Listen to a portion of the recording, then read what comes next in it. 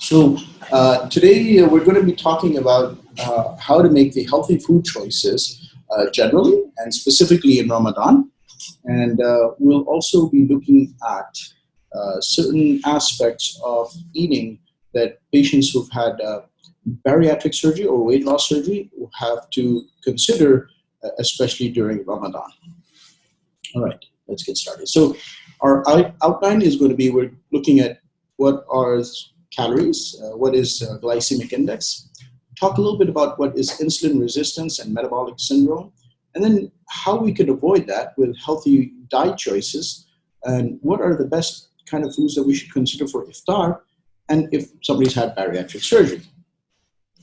So first of all, what are calories? So as you can see in this picture, you have a donut and you have 3 apples, and each of them has a label saying 300 calories. So calories is basically the unit that we use to measure the amount of energy we can get out of the food.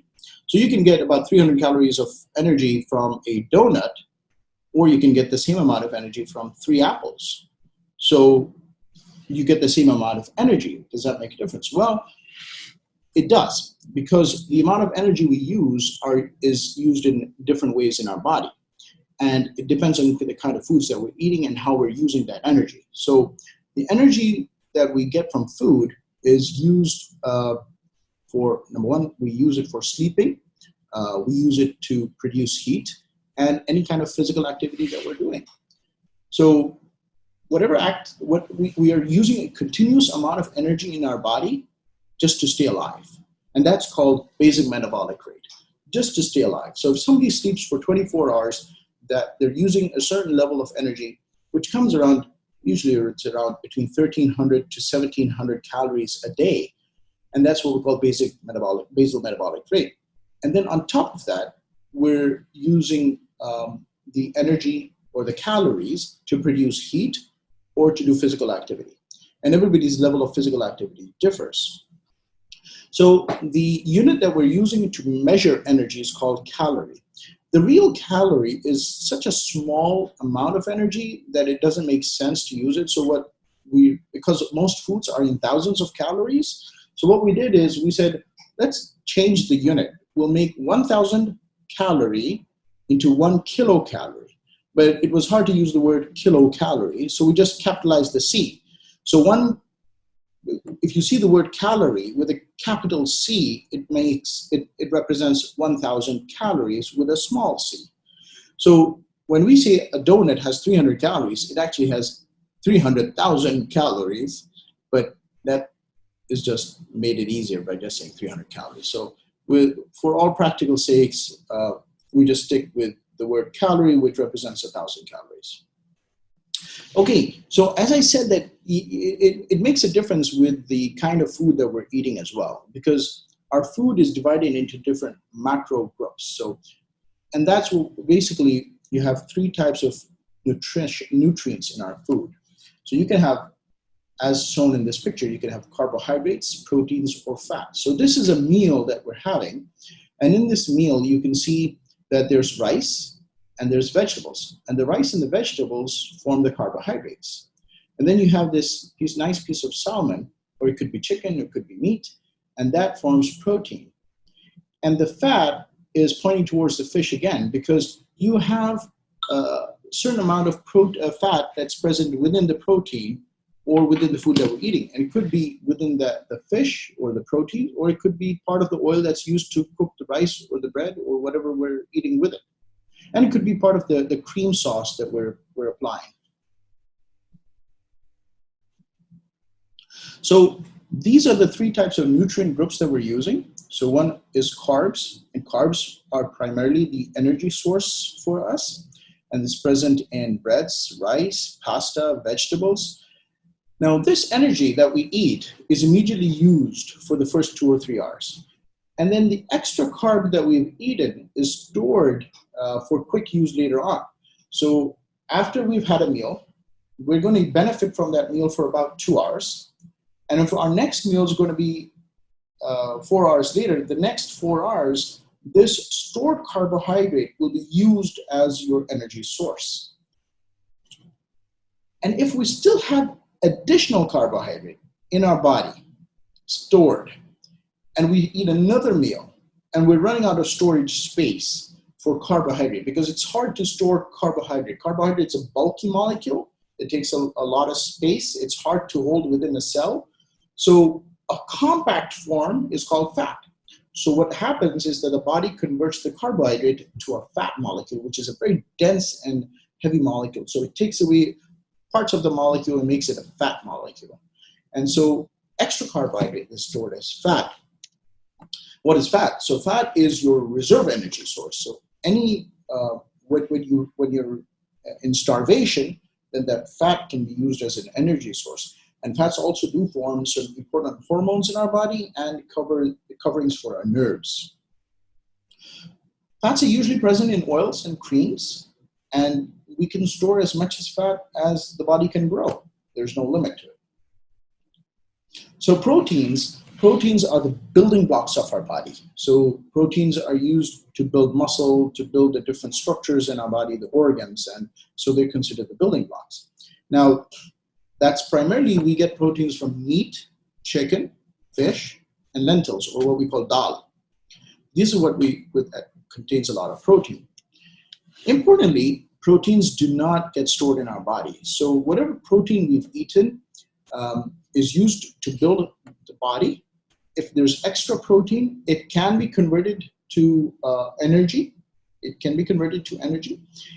And if we're not going to use that energy and we still have extra protein in our body, it's dumped out by our kidneys. So you have to have good kidneys if you're eating a lot of protein, because it has to be removed because it gets toxic. Protein, the molecule of protein has a little toxicity in it. It has what we call nitrogen. Too much nitrogen can become toxic in our body, and so the body has to remove it through the kidneys. So how does the energy get inside the cell, and how does our cell use the energy? So this picture we have on the right side is a picture of a cell. And the round structure inside this picture is the energy center. So every cell has an energy center. And what feeds into this energy are the two pathways. One is the red side, one's the yellow side. The red side is the glucose pathway. So all the carbohydrates we eat are converted into glucose that goes through this pathway and into the energy center and produces energy for our body. The other pathway is the fatty acid pathway. So that comes from fats. The fatty acids comes from the fats. Now the energy center loves glucose, and it does use fatty acids, but it loves glucose because it's much easier to break down glucose to get the energy. And so all the carbohydrates that we eat are converted eventually to glucose that's used as an energy source. The proteins that we're eating can be used to build the body, and then they're used to provide us energy. It's only for a certain amount of time. So if you're on a prolonged starvation, then what happens is that the fats, when the proteins are not available, the fats start breaking down into fatty acids. So you only get fatty acids from the fats when you don't have any carbohydrates and you don't have any proteins as an energy source. So there's an important thing here to note, is that you can convert carbohydrates to fat, but you can only convert fat into fatty acids. Fat cannot be converted into glucose. That's an important point here. So the fat will only come this pathway as an energy source. Everything else can come down this pathway. All right, so how much energy is present in the different nutrition that we eat? So carbohydrates has about 4 calories per gram. Proteins have almost the same, 4 calories per gram. Fats have 9 calories per gram, so they're energy packed. And alcohol, which is a liquid that gets absorbed very quickly, has a high energy value to it as well. It has about 7 calories per gram.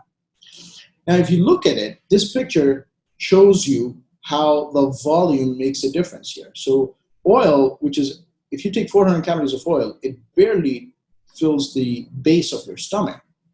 Whereas the same 400 calories in the form of meat or chicken takes about a third of your stomach. And if you decide to take 400 calories only through vegetables, then you're pretty much filling up your stomach there. So we're moving now to the next concept. And the next concept we're going to talk about is called glycemic index. So glycemic index, and this can be depicted in the picture here. You see two curves. One's a red curve that goes up very high and comes down very quickly. And the other one is a orange curve that goes up slowly and comes down slowly. And you can see that the time over here is 1 to 2 hours. Okay, so what is glycemic index? It's how fast does a food take to raise the glucose level in the blood. So you can see here that the red curve shows that the glucose level is going very high, very quickly, and then coming down rapidly, going even lower than what it actually started off with. Whereas in the orange curve, it goes up slowly and then gradually comes down as well. So certain foods are called high glycemic index foods because they go up very quickly, and certain foods are called low glycemic index foods because they go up slowly. It depends. It depends on how much glucose or simple sugar is inside the food. How quick is that food digested? Some foods can be digested quickly, other foods take a little while to get digested. And how quickly is it absorbed in the blood to raise that level inside the blood? So this is how we determine glycemic index. So these are some different foods here that can be seen in the picture. So you have red, green, and yellow. So the red is a high glycemic, and in this category, you can see you have a majority of the junk foods. So you have ice cream, cake, jam, you have waffles, cupcakes, breads, white breads, fast food, and then certain starchy vegetables like corn or potatoes.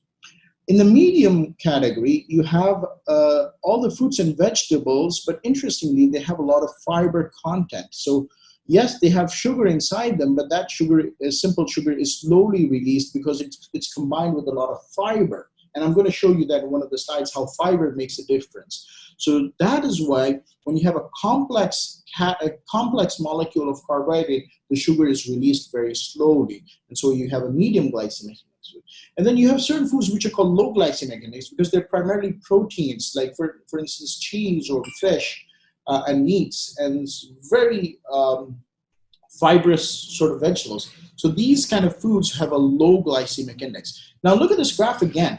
So I put this graph up here to show you that at 3 hours, the glucose level pretty much reaches the same for both high and low glycemic index foods.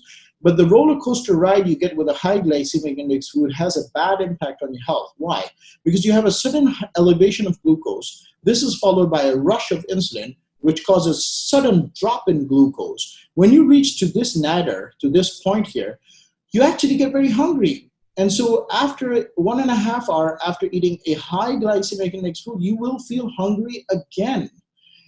Whereas with a low glycemic index food, your glucose level pretty much stays stable and you don't get hungry so easily. So that's an important point here. So certain people say that I eat food and immediately within 1 or 2 hours, I get hungry again.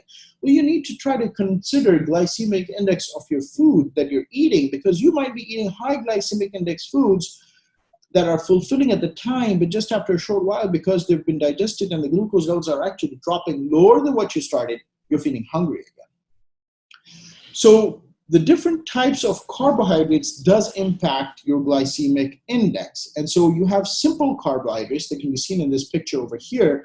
And you have, again, that same category of high glycemic index foods. So simple carbohydrates tend to form the high glycemic index category. So what is it about simple carbohydrates that raises the glycemic index? Well, they have bonds that can easily break down. So you have molecules that are connected with very weak bonds, and these bonds just break up very quickly. And when they break up, that molecule is immediately absorbed by the body.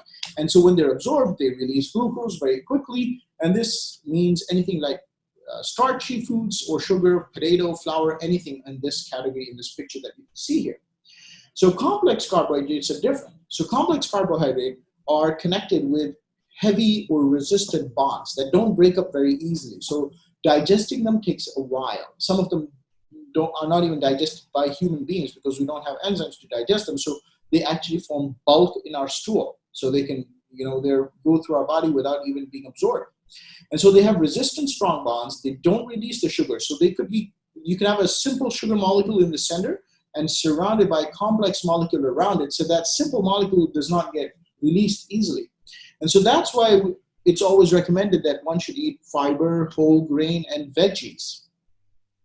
So again, coming to this, another graph here that shows you how high glycemic index foods affect the sugar levels. And this is a picture of the different bonds. So this is what we have: simple sugar bonds here that can easily break down. And these are complex molecules. So the complex molecules surrounds the simple molecules in the vegetables and don't release them quickly. And that's why they're more healthier. So it's healthier to eat a fruit rather than drinking the juice. And all of this glucose that is absorbed in our body has to be handled by an organ which is called the pancreas. The pancreas is in the center of our abdomen, and it's very important because it's producing insulin. So the food is digested in the intestines. The molecules are absorbed into the blood. The carbohydrates forms a lot of glucose. The high glucose that's inside of the blood, if it stays high in the blood, can start injuring the blood vessels and the kidneys. So I tell all my patients that a glucose molecule, it has a lot of knives around it. It's like a little ball with knives, and it has a lot of spikes to it. So as it flows into the blood, and if it's too much in volume in the blood, so the concentration is going higher, it starts injuring the blood vessels. So you have a blood vessel, and your blood vessel starts getting injured all around it because the glucose molecule keeps hurting it with its spikes. And when that same glucose molecule goes into the kidneys, it starts hurting your kidneys as well. Now, what insulin does, it helps to remove that dangerous glucose molecule from the blood and puts it inside the cells, where the cells can then use it as energy source.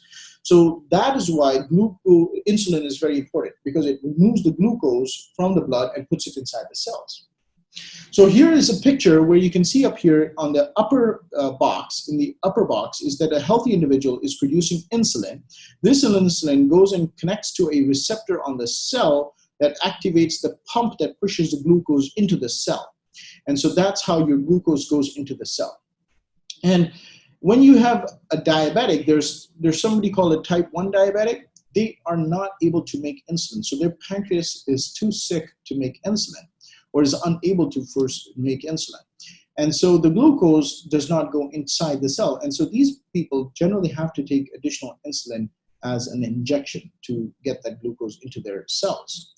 There's another category of diabetics, which we call type 2 diabetics. They don't have insulin deficiency. So their insulin is being pumped. A lot of insulin is being pumped. But what happens is that their receptors are not accepting that insulin to work anymore. So they become resistant to the insulin. And so your glucose doesn't go into the cells again. So insulin activates that pump, and type 1 diabetics, they don't have insulin. Type 2 has insulin, but the receptor is turned off. And that comes to the concept which we call insulin resistance. What is insulin resistance? So this is a picture that tells you what exactly is insulin resistance. And you can see all these men trying to push glucose. So these men are the soldiers, which are called insulin. And they're trying to push the glucose into the cells. But if you notice, the cells already are full of glucose. So they say, hey, we can't take any more glucose. We're full. Our storage is, we've reached up here. We can't take any more. So they close off their receptors, and the insulin is trying to push in, but it's not able to. So that's what we call insulin resistance. And insulin resistance leads to a problem which is now quite common in our society. And it's because we're constantly eating all day long. And we're eating high glycemic index foods. We're eating crackers, we're eating white breads, we're eating sugars, we're drinking juices and sodas, and all of these things then impacts our health. So it leads to what we call obesity and metabolic syndrome. So what happens is that as a result, there are multiple changes that occur in the body, developing heart problems, cholesterol problems, blood pressure, memory loss, cancers, liver disease, and diabetes.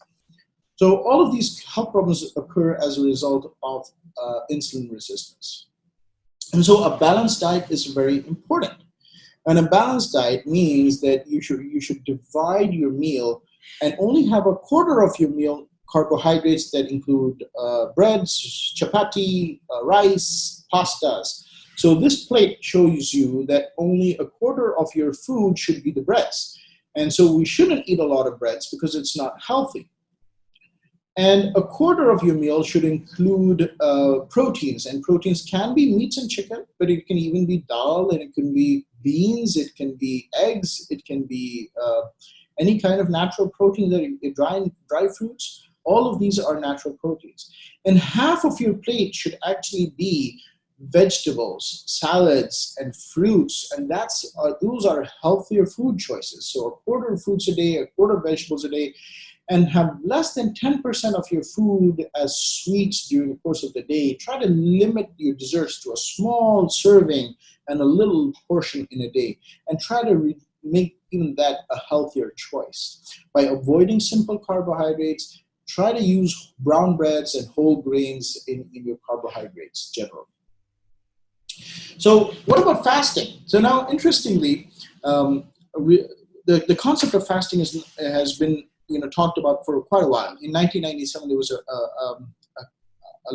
an important paper that was published that talked about how fasting reduces the oxidative protein antioxidants in the body. I mean, fasting is an antioxidant, so it removes all the oxidant particles in the body, and it removes the toxicity of the body. So it detoxifies the body. That was in 1997, and they did this experiment on rats. They made the rats start fasting, and the mice that were fasting had lived longer than the mice that were not fasting. But recently, this paper that I'm posting up here on this slide has been published in one of the most notable journals in our medical society, called the New England Journal of Medicine. And this has been actually published in December of 2019. And they looked at fasting not only on the health, but they looked at aging and the different diseases as well. And so they looked at the impact of fasting on that cell that we looked at earlier. And they said that the changes that they identified from fasting were amazing, because it improved the health of the cell tremendously, making that cell of the body resistant to multiple forms of stresses that can occur in the body. And that was then translated into the different organs in the body. So they said that the fasting was beneficial for the brain, improved the memory, it improved your heart function, cardiovascular function, the muscle function was getting better, the liver was getting healthier, the digestive system improved, and fat cells that were resistant to breaking down because nobody was using them start breaking down. And so the benefits were so many that they concluded that their trials have shown that intermittent fasting has broad spectrum benefits for many health conditions such as obesity, diabetes, cardiovascular disease, cancers, and neurological disorders.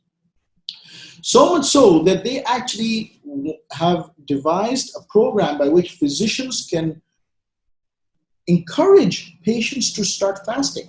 And because people are not used to fasting in the Western world, they suggested that it takes 4 months for people to start fasting, to get onto the fasting schedule, eventually to reach a stage where they're fasting 18 hours a day, 2 days a week. Now, doesn't that 2 days a week remind you of something that we were told by the Holy Prophet ﷺ, that we should all fast 2 days a week, and this was his sunnah. And he would fast also 3 days a month on the 13th, 14th, and 15th. And we keep hearing about these things, and we keep hearing about that, the benefits of Sunnah of Rasul sallallahu alaihi wasallam, and it's good. But it takes we wait for the scientists to sort of prove it in their studies to start acting upon it. It shouldn't be like that. We should have blind faith in the Holy Prophet sallallahu alaihi wasallam and in our religion, what Allah subhanahu wa ta'ala has created us and has sent us the best of the sunnahs. لَقَدْ كَانَ لَكُمْ فِي رَسُولِ اللَّهِ أُسْوَةٌ حَسَنَةٌ.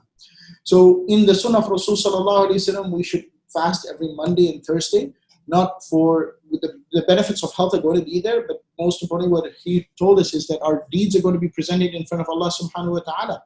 And he says, I prefer that when my deeds are being presented, I'm fasting for the sake of Allah.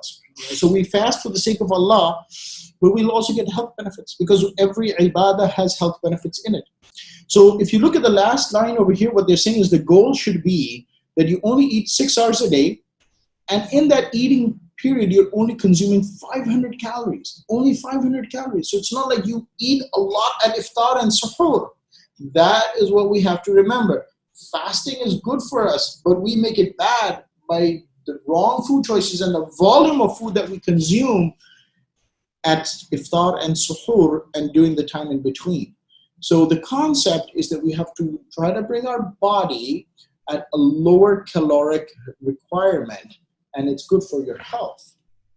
And so let's start talking a little about iftar, and I hope it doesn't make anybody make their fasting difficult, but inshallah, you'll get the reward for that. So looking at the dates. Now, the sunnah of Rasul sallallahu alayhi wasallam is to break your fast with dates. And if you look at a date, the date has a very specific caloric value. It's only about 20 calories per date. And that caloric value is primarily in carbohydrates, but the carbohydrates are attached with very good fiber. And that fiber doesn't release that carbohydrate very quickly. So dates actually have a high sugar value, but it's a low glycemic index food. So the sugar goes up slowly, doesn't go up very quickly and make you hungry again. It goes up slowly and gives you the satisfaction that you require.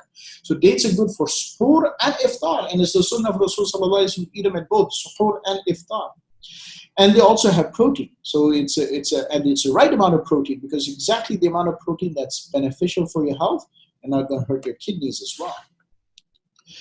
On the other hand, we have the famous samosa or the sambosa in the Middle East, and unfortunately, it's very difficult to put a value on the nutrition of a samosa and the samosa, because there's so many different types and varieties that we have. They're vegetable, they're meat samosas, they're cheese samosas, and the sizes are different and the composition is different. But if you look at a potato samosa, which is quite popular in the Southeast Asian diet, it generally has about 300 calories, and most of that calories is either from fat or from carbohydrate. And unfortunately, it's not the good fat. It's the saturated fats, and it also is the high glycemic index carbohydrates, unfortunately.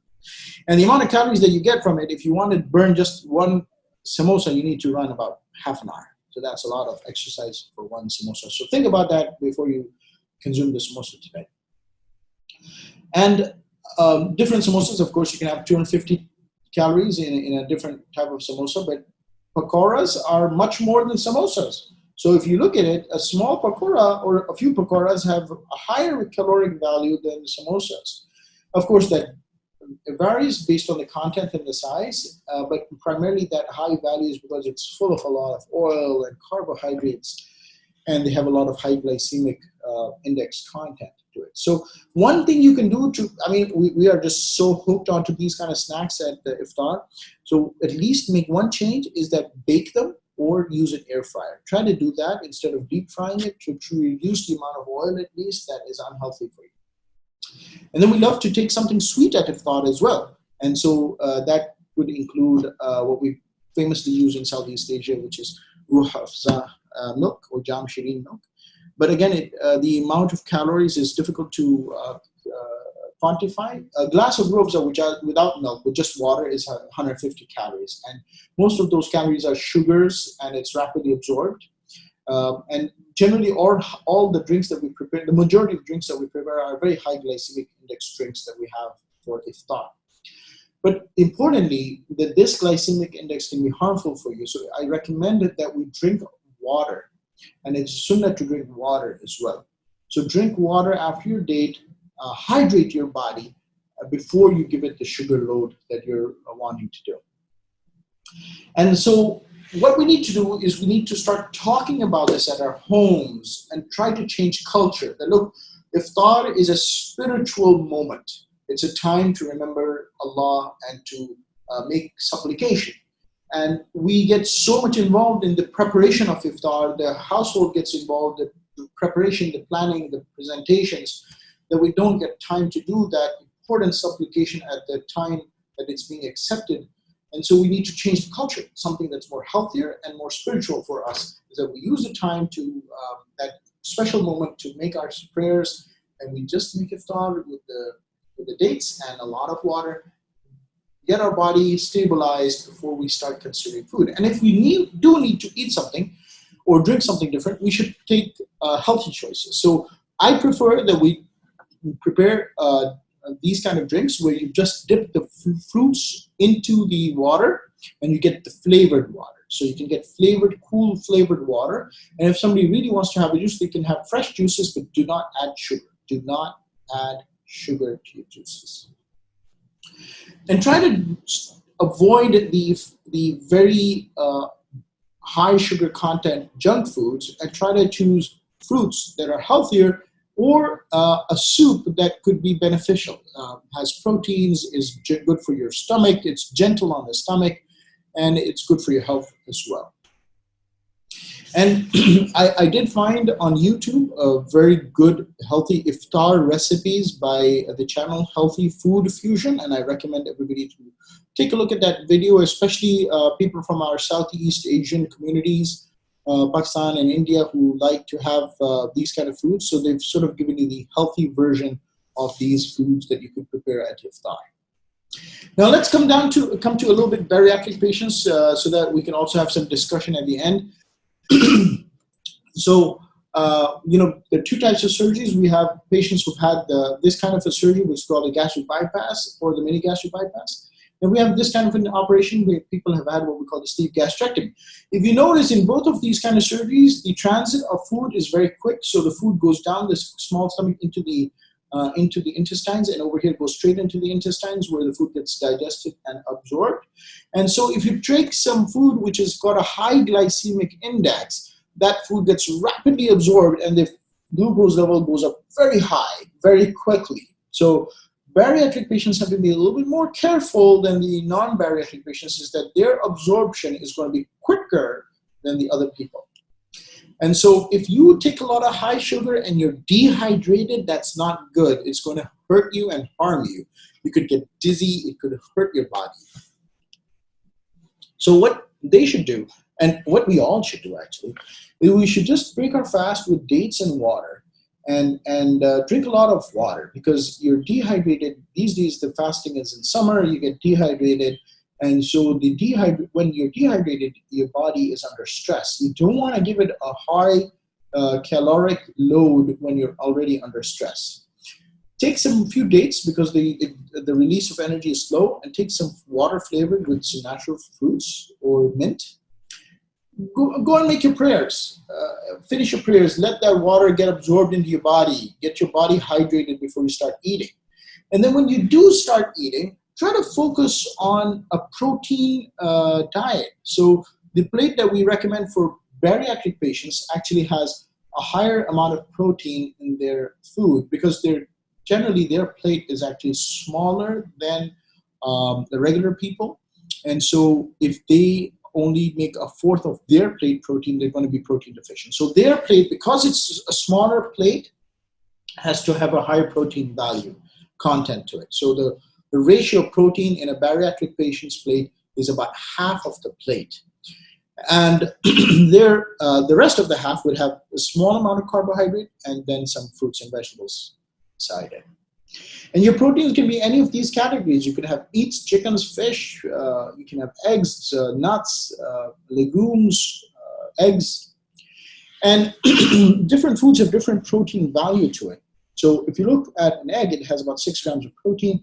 A handful of chicken or fish has about 25 grams. A lentils has about 8 grams. A glass of milk or cheese has about 7 grams. And you need 60 grams of protein a day. So what I recommend is that you eat a little bit after Maghrib, eat a little bit after Isha, and then have a little bit at Suhoor.